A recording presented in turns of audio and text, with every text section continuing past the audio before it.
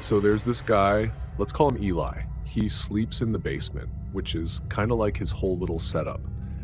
Bed, shower, cello in the corner. It's his space. It's not fancy or anything, but it's private and it's his. You know, that kind of quiet where everything feels still, like the air's just sitting there. That's how it was. One night he wakes up. No reason. No noise, no nightmare, nothing. Just opens his eyes, middle of the night, pitch black. He rolls over, probably just thinking he'll go back to sleep in a second. But then he sees it. Someone's standing there. A black figure, like just the shape of a man, maybe 5'10", maybe taller, it was hard to tell. Just standing right at the side of his bed, between the bed and the stairs. No face, no sound, just standing, not moving, blocking the only way out. Eli froze. His heart went straight into his throat. That kind of cold panic where you can't even scream if you wanted to. He didn't run. He couldn't. He just rolled over like a little kid hiding from a monster and started praying. Not even loud, just in his head, desperate, like please make it go away, kind of praying.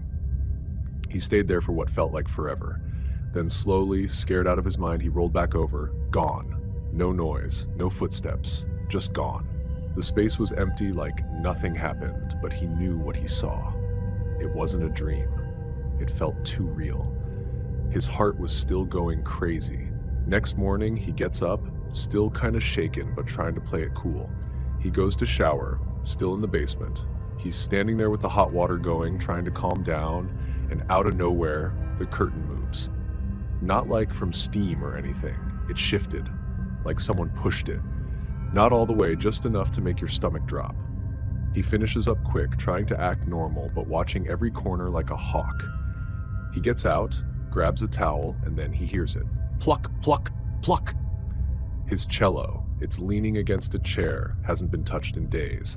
The D string, one of the low ones, gets plucked 3 times, slow, clear, and then just hums out. Eli just stood there wet, holding his towel, like, what the hell is going on? Now he's full-on freaked.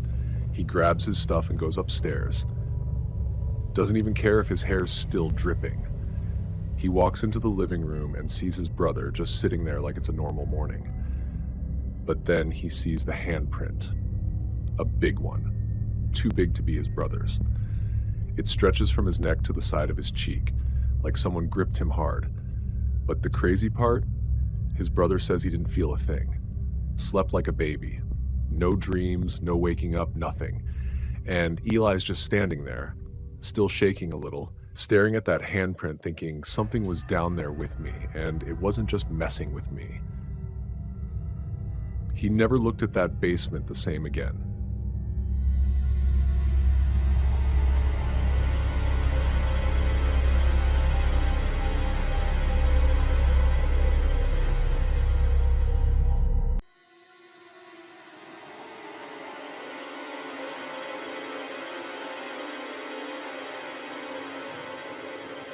He was 17, just another night hanging out with a couple of friends, nothing wild, just bored teenage kids looking for something to do. His 2 buddies wanted to go smoke out in the woods. He didn't feel like it, said he'd drive them there and just chill in the car. So he parked near the edge of the woods.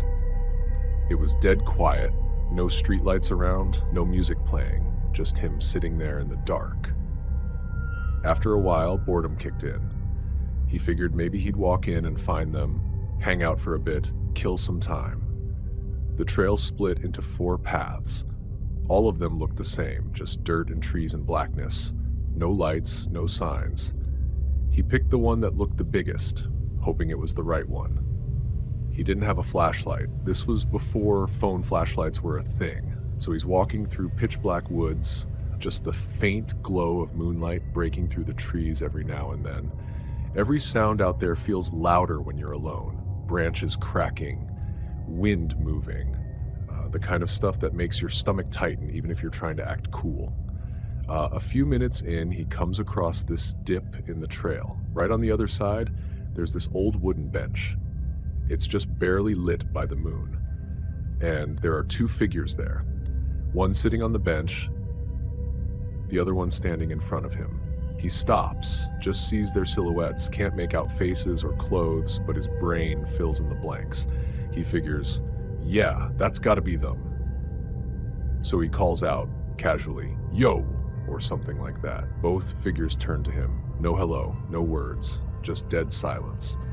Then the one sitting down, he stands up fast and bolts straight at him, full speed, like sprinting at him without saying a single word. His heart just exploded into panic. He didn't wait to see anything else. He turned and ran. Full adrenaline, no clue where he was going, just sprinting through trees and roots and rocks, tripping, falling, getting scraped up, just trying to get the hell out of there. He made it back to the car, slammed the door shut, locked it, breathing hard, heart pounding so loud it hurt his ears. He sat there trying to make sense of it. What the hell did he just see? Who the hell was that? Maybe a minute later, his two friends came walking out of one of the other paths. Totally chill, totally fine. They were laughing, talking, high as hell. They hadn't seen him. They hadn't seen anyone else either. He told them what happened, every detail. They swore they weren't messing with him.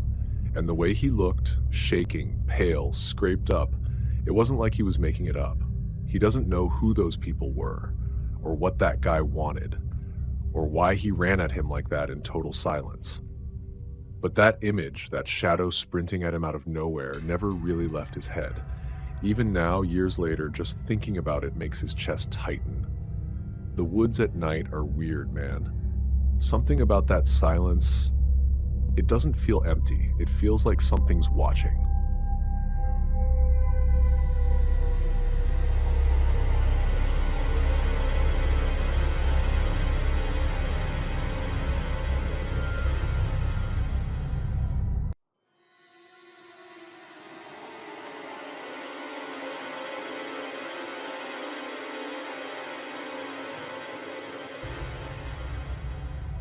It was fall 1978.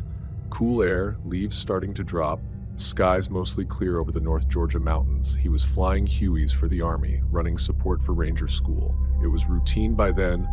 Fly up, haul gear, move guys around, get back to Camp Frank D. Merrill, refuel, then head back to Fort Benning later in the day. That morning was calm, mission done.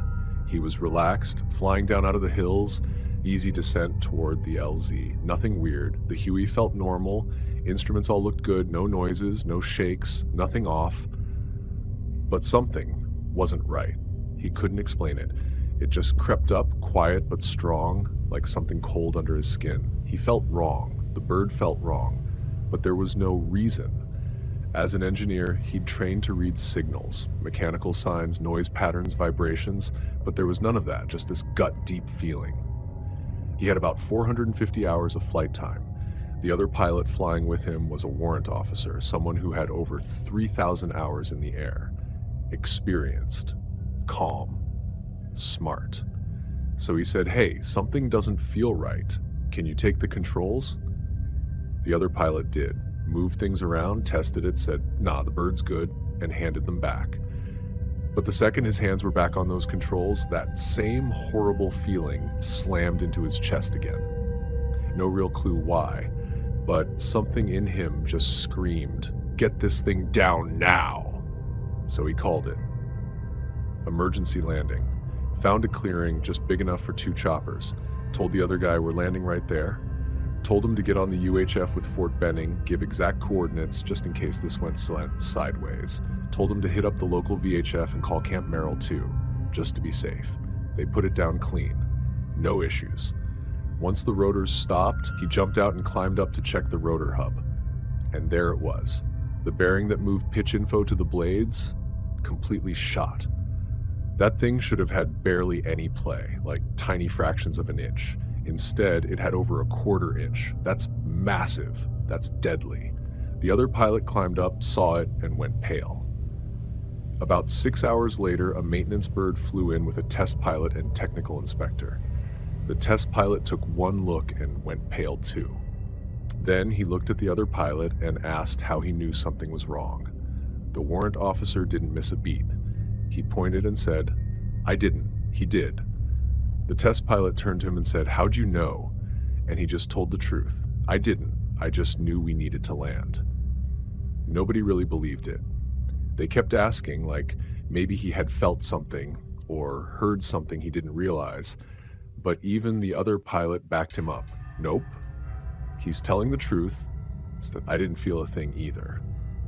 The crew chief said the same. Then the test pilot shook his head and said something that's probably still stuck in his brain all these years later. You guys should be dead.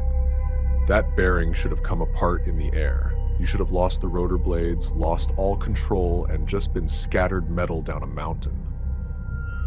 And the weirdest part? Both pilots had checked that same bearing during pre-flight that morning. It was solid, clean, normal. No one had a good answer. He still doesn't. No voice, no sign, just that gut feeling of really bad badness, like he said. That's the only way he could explain it. He should have died that day. So should the other pilot. So should the crew chief. Maybe even some of the Rangers they flew around. But they didn't, and nobody really knows why.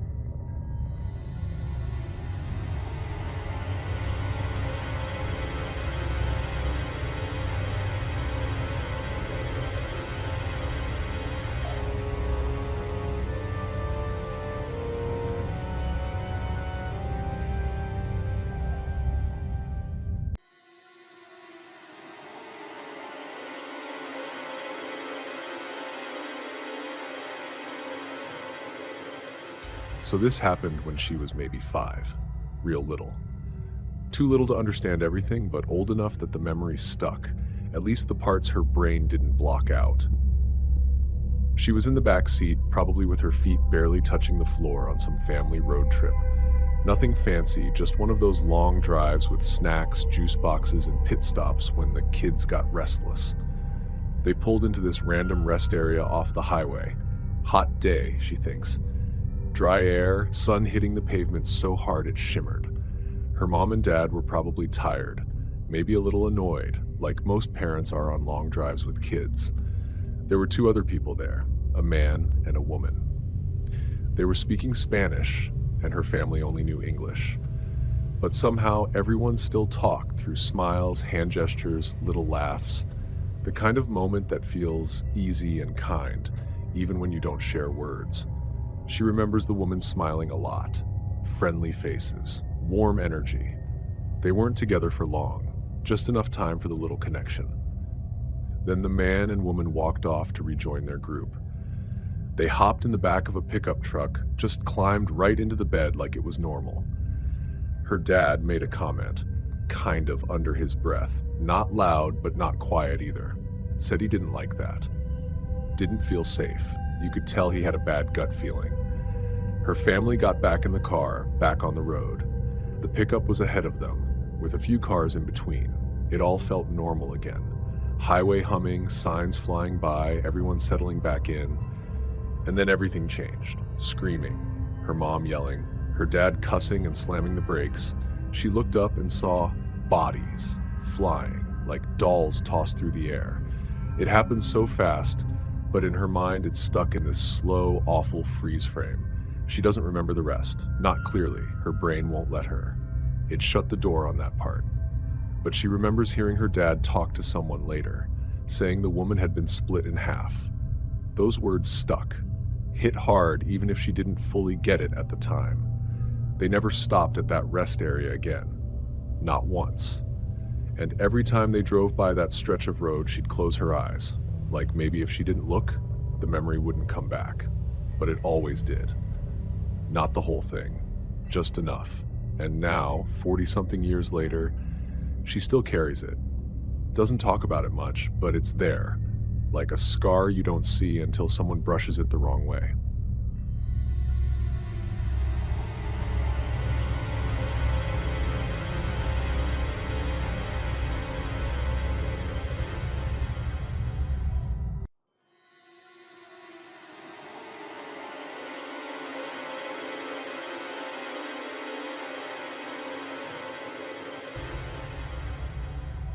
It was sometime in '73. Early morning, still kind of dark out, that quiet stillness before the base really started moving. He pulled into the lot like always, parked in the same spot he did every day. Nothing felt off, just another work day. He grabbed his stuff and headed toward the building. On the way in, he saw Warrant Officer Fardy. That caught him off guard a little, not because he was there, but how he looked. Fardy was wearing his uniform. That was weird. He never wore it. Always showed up in civilian clothes, always looked kind of laid back like that, but this time he was full military sharp. Still, nothing felt scary or strange. He nodded, gave a quick salute like you're supposed to. Fardy waved it off like usual and said something like, "Be in there in a minute." Seemed normal, routine. Nothing felt wrong. He kept walking, figuring maybe there was some inspection or meeting he hadn't heard about. He got up to the office, expecting to be the first one in, like always. He was the low man in the room, and that meant coffee duty. Nobody else ever beat him in. But when he opened the door, the captain and senior sergeant were already inside. They weren't moving around, no papers flying, no regular chatter, just sitting. Quiet. Weird energy. The captain looked up and told him to have a seat. He sat down, thinking maybe he messed something up the day before. Maybe he left something out, got paperwork wrong. His mind was racing through all the dumb little things he could have done. Then the captain said it, straight, no sugarcoating. "We got some bad news. Warrant Officer Fardy was killed early this morning, head-on crash, around 3 a.m. At first, it didn't register. He blinked. "No, I just saw him, like just now. He was outside. I saluted him." He looked at both of them like it was a prank or something, but the captain didn't move, neither did the sergeant.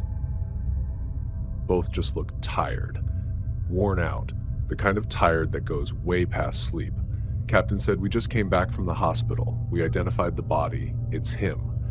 He couldn't even process it. His hands were cold, heart thumping hard in his chest. Everything slowed down. He knew what he saw. Fardy, alive, in uniform, outside, just minutes ago. He wasn't crazy. He saw him, but they were saying he was gone, already dead before the sun even came up. Nobody knew what to say after that. He sat there, stuck between two truths. What they were saying and what he knew he saw. He never looked at that parking lot the same again.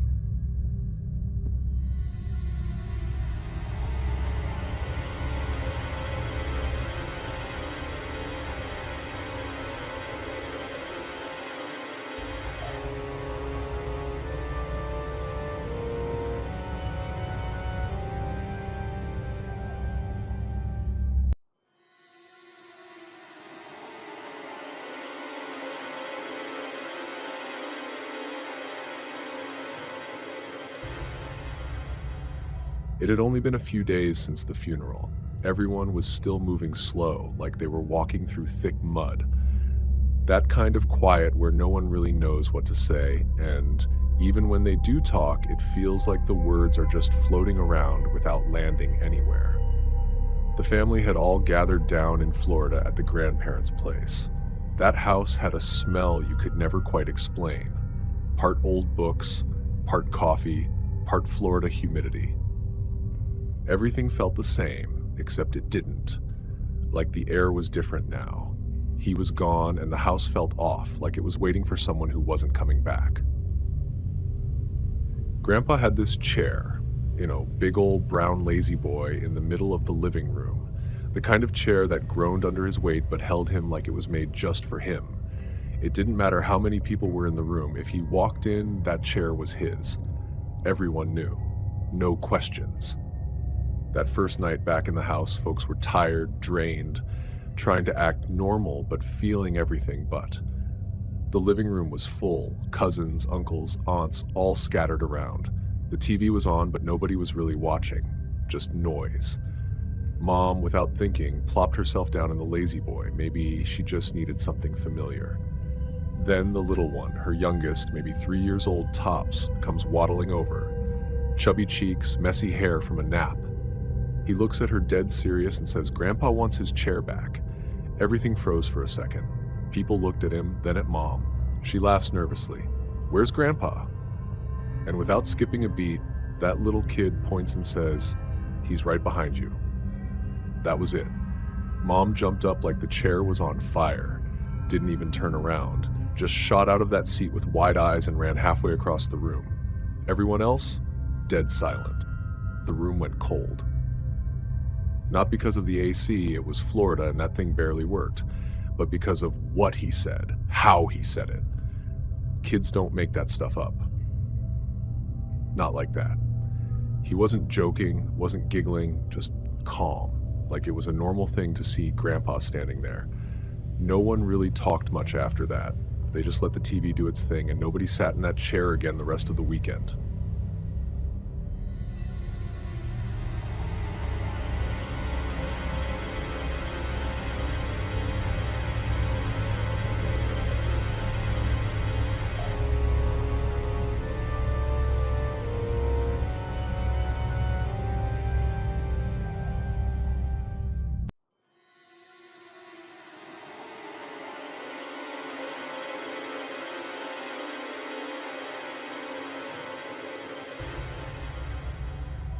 Back when she was a little kid, like 4, maybe 5, she had these huge Power Ranger dolls. Not the regular small ones you hold in your hand, but those big 3-foot tall ones that could almost stand on their own. They weren't really dolls to her, though. They were her protectors. Every night, she'd set them up around her canopy bed like they were her personal bodyguards. Blue one near the closet, yellow by the window, red near the door. She believed they kept the bad stuff out while she slept. She was wild about those things, especially the Red Ranger. He was her favorite. Always standing tall, helmet shiny, fists up like he was ready to fight anything that tried to mess with her. Once she got it in her head that she wanted to take all of them to preschool for show and tell. Her little arms were wrapped around 2 at a time, trying to shuffle them down the hallway toward the stairs. She wanted her friends to see how cool they were, how they guarded her every night. She didn't think much of it, just a normal kid morning. But then something happened. As she was trying to carry the Red Ranger toward the stairs, she said he moved. Not just like he tipped over or slipped. She said he came to life. Stiff plastic arms suddenly felt strong and fast, and he pushed her. She tumbled down the stairs hard, hit the steps, bounced a few times, landed crying. Nothing broken, just bruised up and scared. Her parents rushed over, panic, checking her for cuts and scrapes. She said it was the Red Power Ranger, said he pushed her. Most people would brush that off, just the clumsy fall, a kid's wild imagination. But when she brought it up years later at a family gathering, thinking it was just some weird memory, her mom got real quiet. Then she said, "You used to talk about that Red Ranger all the time. You'd talk to him. And not just him, like others, like people we couldn't see." Apparently, it wasn't just that one fall. Her parents had heard her having full conversations in her room when nobody else was there, laughing, whispering, sometimes crying. They thought it was just pretend play, like kids do. But after the fall, after she insisted he pushed her, they got scared, really scared. So they packed up and left, stayed at her grandma's for a bit while they looked for a new place. They never went back to that apartment. And the Power Rangers, they didn't come either. Her parents left them behind without saying much. They just disappeared from her life. She doesn't remember all the details now, just pieces, feelings. But that one moment, Red Ranger on the stairs, the shove, the fall, that one sticks. And no one in her family ever brought another one of those dolls into the house again.